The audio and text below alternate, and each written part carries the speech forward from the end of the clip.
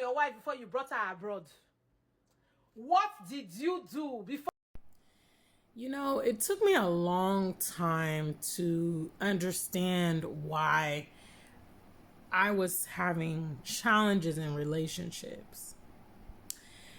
And as I've grown to my big age, I've come to know that the reason is that it has been determined that I am not going to tolerate a lot of nonsense.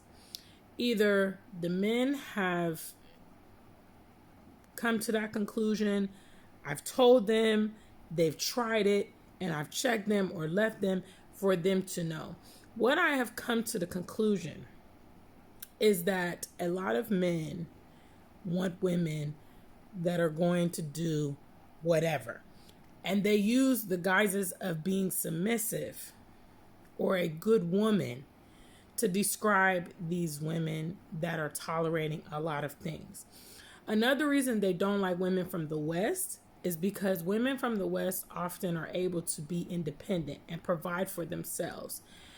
The fact that they can provide for themselves makes them less tolerant to deal with all the things that their man is doing to them, because historically that has been the advantage that men have had in relationships, is that the woman doesn't work, or she hasn't been educated, or the society does not provide the opportunities for her to be independent, therefore making her, need to remain in this relationship for the sheer survival of her and her children.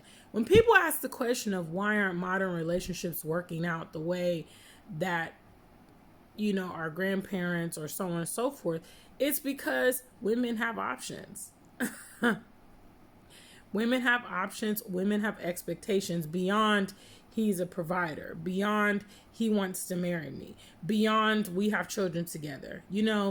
Women in this day and age are able to assess a partner and say, no, I don't see this working out, or I don't need him, or what does he bring to the table? And so therefore, it would discourage a lot of relationships purely off of him being a man.